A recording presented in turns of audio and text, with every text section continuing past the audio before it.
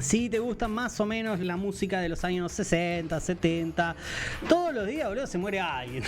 Los huevos. Estamos pasando una época y no sé si pasó tanto en pandemia como pasó ahora. Que vienen bajando muñecos como locos. Y el otro día, a fines de febrero, si no me equivoco, el 28 de febrero, ahora vamos a dar bien con la fecha, me encontré con la noticia de que falleció el bueno de David Johansen. ¿Quién era David Johansen? Básicamente el último sobreviviente de New York Dolls. ¿Quiénes eran los New York Dolls? Hablar de los New York Dolls básicamente es hablar de la génesis de lo que fue el punk rock más tarde, un par de años más tarde simplemente, en Nueva York. Pero básicamente ellos eran una banda de glam rock. Y se puede decir que era una banda de culto, aunque bien sabemos que se dice que las bandas que son de culto son aquellas que se drogan tanto o más que su público. Y podría decirse que los New York Dolls entraban dentro de esta categoría. Fueron una banda de culto y quizás la más importante de la historia, o una de las más importantes de la historia, ya que a pesar de ser una banda de glam rock y de tocar por poquitos años y de sonar mal en vivo, porque también tenían eso, influenció a toda la primera generación del punk, incluso del glam metal, ya que no solo era el sonido, sino también tenían una imagen muy importante. Y este fue un punto de contacto muy fuerte que tuvo con otras bandas como la Velvet Underground. Es decir, que fueron maestros de futuros maestros de rock. Pero ¿qué pasa? Siempre los que llegan primero a algo, siempre tienen esa maldición de llegar primero.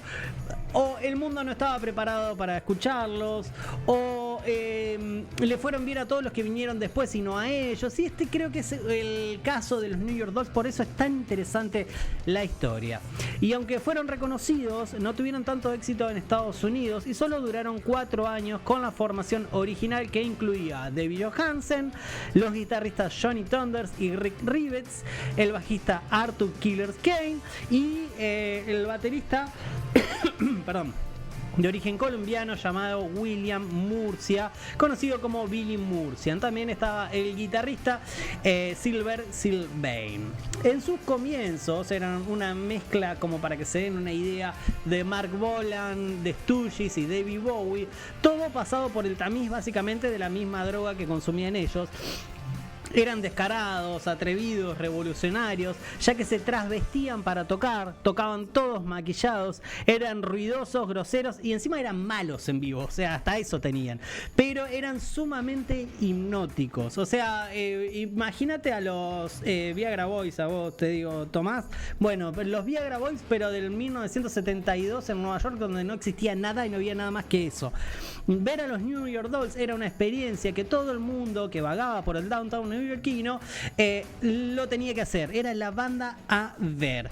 Le llamaba la atención de que todo era una música que nunca se había visto. David Johansen, que era el que mayormente escribía las canciones, tenía muy buena pluma y tenía canciones como Personality Crisis, Trash, Frankenstein, Vietnamese Boy, y Jet Boy, entre otras. Fueron básicamente impulsados por el abuso de guitarras mal grabadas y mal tocadas, pero con un espíritu rock and roll que no se había visto nunca. Ahora bien, como tantas bandas de aquellos años, no se puede separar el hecho artístico del consumo de drogas. Y perdón que insista con esto, pero no es por una cuestión de ponerse en policía y andar señalando quién se droga, quién no se droga, sino porque tanto el consumo problemático como el camino artístico se fueron cruzando de una manera que terminaron una superponiéndose a la otra. Un ejemplo de esto ocurrió en la primera gran oportunidad que tuvieron los Dolls para ser reconocidos y explotar, cuando Rod Stewart los invita a un concierto de los Faces en el Reino Unido. Hay que tener en cuenta que esto ocurrió antes de que grabaran su primer disco, pero ya habían llamado la atención de todo el mundo y todo el mundo decía, estos hay que ir a verlos. Por eso Rod Stewart, ni lento ni perezoso, lo llama. Pero antes de tocar con ellos, el baterista Billy Murcia muere de una sobredosis y se ve que salió de fiesta en Londres, fue al departamento de unos fans a pasar el rato y todos sabemos que eso termina mal. Estaba tan puesto que se desmayó Y el tema es que mientras estaba sufriendo los efectos de la sobredosis, sus dos amigas que se encontraban en el departamento con él calentaron una jarra de café hirviendo y se lo tiraron en la garganta mientras lo metían en una bañadera con hielo. O sea, de algún lado iba a reventar y murió básicamente a los 21 años, antes de conocer un poquito del estrellato de lo que iban a hacer los New York Dolls, y fue reemplazado por el baterista Jerry Nolan, que no iba a terminar mucho mejor. En 1973 graban su primer disco, que tiene una portada icónica básicamente, que es de una imagen en blanco y negro en la que están todos sentados en un sillón en un sillón que están los 5 sentados en distintas partes del sillón, están todos trasvestidos, todos con sus pelucas y con un color rosa. Se puede leer la portada que dice New York Dolls en el margen superior izquierdo. Eso ya era de por sí algo llamativo y algo muy contracultural. Luego vendría Too Much Too Soon de 1974 y la aparición de una persona muy particular que era Malcolm McLaren, que fue el manager. Si no les suena bien quién era Malcolm McLaren, se puede decir que todo lo que fracasó al intentar con los New York Dolls le salió con los Sex Pistols, ya que básicamente es quien inventa los Sex Pistols. El problema en principio fue que no podían llevar todo lo que era el show en vivo al estudio. Estaban mal producidos, estaban mal grabados y corrieron una suerte de disparo en lo que tiene que ver con las ventas. Básicamente en 1975 se separan, van unos por un lado, otros por el otro.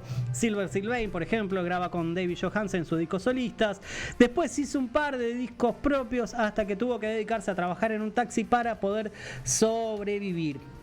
Hay mucho de esto, hay mucho de dejar la música para poder vivir, hay mucho de necesito reclamar mi éxito que nunca llegó y de historias complicadas. A otro al que no le fue muy bien fue a Johnny Thunders, que luego de un par de discos solistas murió de sobredosis en 1991, ya tenemos 2 abajo, y tenía 38 años. En 1992 el baterista Jerry Nolan, que había suplantado al otro baterista que falleció, también pasó a mejor vida a los 45 años por un infarto. Ya tenemos 3 menos, ya para esa altura era una banda que ya tenía la mitad de sus integrantes. En 2004, los 3 sobrevivientes se reúnen para participar en un festival arengados por Morrissey, quien era un fanático ferviente de la banda. Pero para contar esta historia hay que irse un poquito más atrás en el tiempo, cuando el bajista Arthur Killer Kane, frustrado por el éxito que le cerraba la puerta constantemente una y otra vez, estaba en un lugar muy oscuro por el consumo de drogas y luego de formar muchísimas bandas intentando poder pegarla y no lo logró, intentó suicidarse tirándose de un 3er piso, pero no lo logró. En cambio, quedó postrado en una cama durante muchos meses. En uno de esos meses recibe la visita de mormones en el hospital y se convierte rápidamente en un hombre sumamente religioso. Bien de manual de drogadicto. Hay un documental muy lindo en YouTube en el cual se cuenta la historia de Kane, que siempre soñó con volver a tocar con la banda. Vivió una vida muy austera, sin un solo peso. De hecho, empeñó una guitarra que no pudo sacar hasta que firmó un contrato para volver a reunirse con la banda. Es tristísima la historia, pero bueno, tiene un final feliz en el cual se reúne con sus 2 compañeros sobrevivientes y vuelve a los escenarios. Lástima que 20 días después de ese reencuentro se muere, lo que nos deja como resultado 2 New York Dolls vivos. Por su parte, Silver Sylvain, en 2019, el músico anunció mediante una página de crowdfunding, son estas páginas en las cuales se junta dinero para poder sobrellevar alguna situación particular, cuenta en el 2018 que fue diagnosticado con cáncer y que sería sometido a una cirugía que le demandaría una larga recuperación, por lo que debió poner una pausa en sus actividades musicales. La noticia tuvo un gran impacto en la comunidad musical y a través de esa campaña de crowdfunding se juntaron algunas cosas para subastar, como una guitarra de Keith Richards, Miles Kennedy puso plata, guitarras de Slash, Michael Monroe y Mike Tramp pusieron un montón de guita para su tratamiento. Es decir, que era gente muy querida en el ambiente, pero hay gente que no había logrado nada, no la había pegado.